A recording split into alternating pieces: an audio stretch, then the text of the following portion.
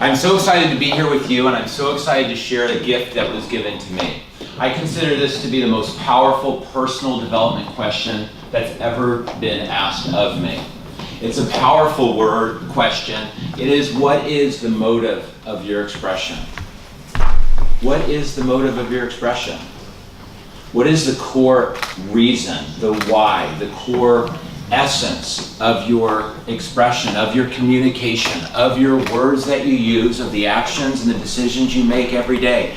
What is the motive of your expression? This question has been extremely important to me in my journey, and part of my journey started in my personal development back on June 21st in 1986. It was hot. About 120 degrees in the Arizona desert, over 50 degrees centigrade. It was a very hot day in June. And we were doing what we always did at the river. We floated down on inner tubes, all of us, a group of friends. And when we finally came back to our camp, everyone stopped except for Eric and me. Eric and I decided to continue to float down the river in our inner tubes with our ice chests, with our beers, until we came to the Parker Dam. And at the Parker Dam, about 100 feet before the Parker Dam, is a big rope with buoys and signs that are popping up out of the water that say, "Danger, do not cross," with skull and crossbones.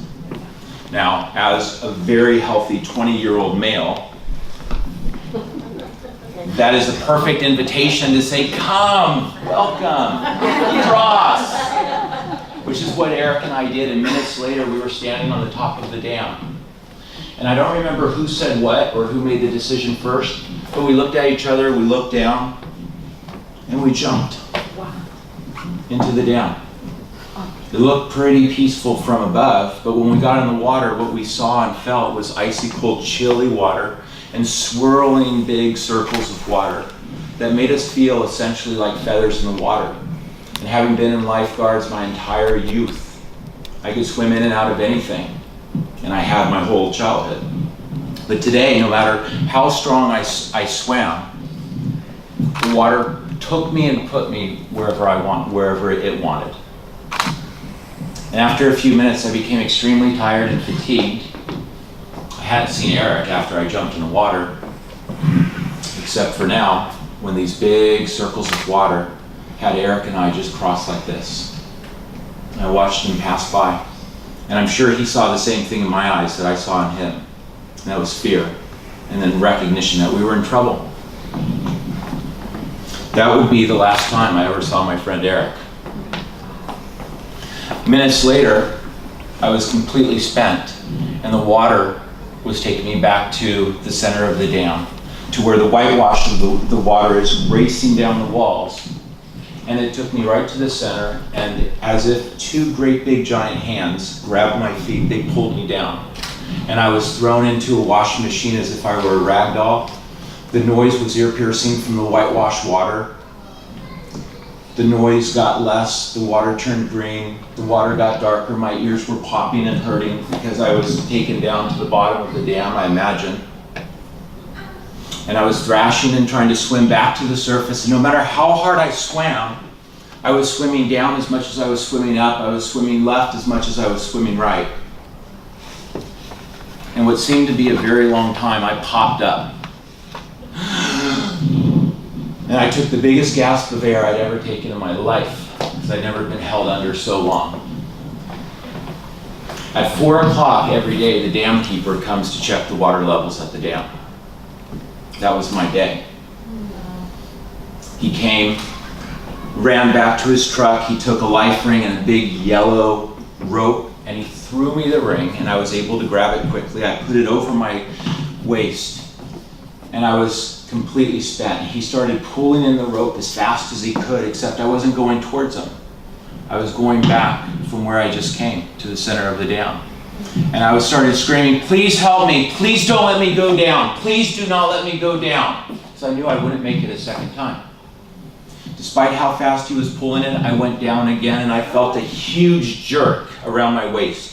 And that was that big yellow rope snapping like kite string. And the same sequence of events happened again.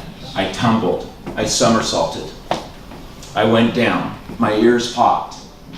But this time I stepped out of that thrashing body. I guess they call it an out-of-body experience, because that's what happened. And I was in a little bit of a trance. I felt peace, I felt grace, and I just had this question. How was it going to end like this? I was always ambitious since I was 12 years old. I was buying things, selling things, making money. I wanted to travel. I wanted to experience everything. My days were never long enough. I had so many plans. I was preparing to go away to school in France and travel the world. And it was going to end like this. Somehow, I came back into this thrashing body, thrashing and thrashing. I think I had water in my lungs at this point, and I somehow surfaced.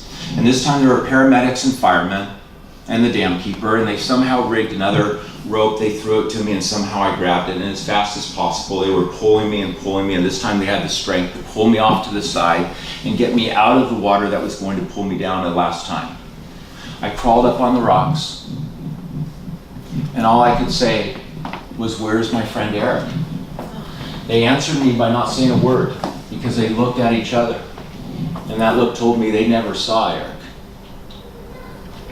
I was brought to the hospital. All of my friends joined me, including my girlfriend, my dear friend, who's dear friend to me to this day, Melissa, Eric's brother. She was crying. It was her best friend in the entire world. All of my friends were crying. They were so thankful that I was here, and I was thankful too. And I was scared to death, because how was I going to face Eric's friends? And most importantly, I was so afraid because I knew I screwed up. I made a decision and it was a bad one. And I felt responsible and shamed. My friends went home. One friend stayed behind. I stayed in the hospital overnight. I had some stitches because evidently I did hit the bottom of this big concrete ledge that actually is meant to slow the water and even hold inner tubes down. They said it's impossible. Inner tubes, we throw them over and they go down and nothing comes up. It's impossible that you popped up twice. It doesn't happen. I laid in bed that night, in that hospital bed with my eyes wide open, thinking, what am I going to say to Nan? Eric's mom. What am I going to say to Nan? How am I going to tell Nan the decision I made that cost Eric his life? And I rehearsed it, everything I could possibly say. The next day, my friend took me home. They lived in a house up on a hill with a big long driveway, and I drove up that driveway. I parked my car, and all of my friends came running out. Alan's here, Alan's here. I don't remember any of those faces, because all I remember is Nan walking straight through my friends down the driveway at me. And I was so scared, I was trembling, I was rehearsing what I was going to say. And she came right up to me, and she looked at me, and she put her hands on my face, and she said, Alan, life has great plans for you. Life has great plans for you. From where could such words come after 24 hours before she just lost her son? Do you think those were impactful to me? They changed my world. Those words changed my life. It was a declaration and an expectation and an obligation to honor what was lost for the rest of my life. And I thought about that a lot over these decades, 31 years, 2 months ago, almost to the day. From where comes the source of these words? What is the motive of your expression? What was the motive of Nan's expression that day? Because she could have said a lot of things that would have had a huge impact on me, good, bad, and ugly. What is the motive of your expression? Are you expressing, deciding, acting, choosing your words from a place of scarcity or a place of abundance? Are you communicating to get something, or are you communicating to give something? Is your speech, are your words limiting to others, or are you creating limitless boundaries, opportunities, creating hopes, dreams, and inspirations for others? With your words, with your decisions, with your actions. This is a tough one sometimes. Are you speaking from I this, I that, I have, I did? Or are you more curious about others? Compassionately caring and curious about others?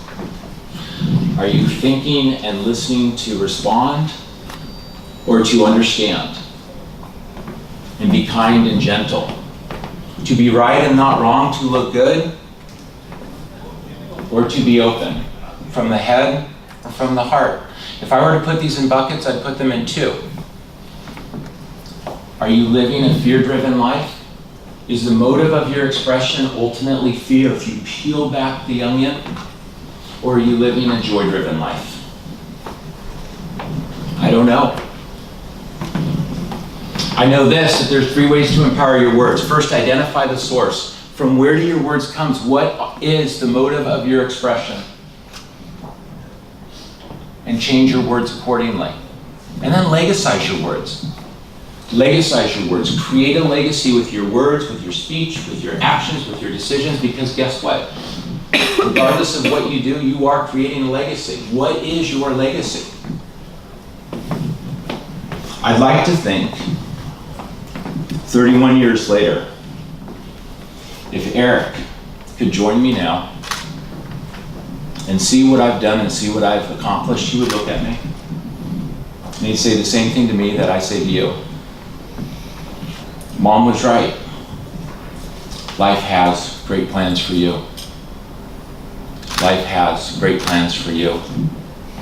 So think about your thoughts, because your thoughts become words, your words become actions, your actions become habits, your habits become your character, and your character becomes your destiny. Empower your words, empower your worlds. Thank you, ladies and gentlemen, for helping me create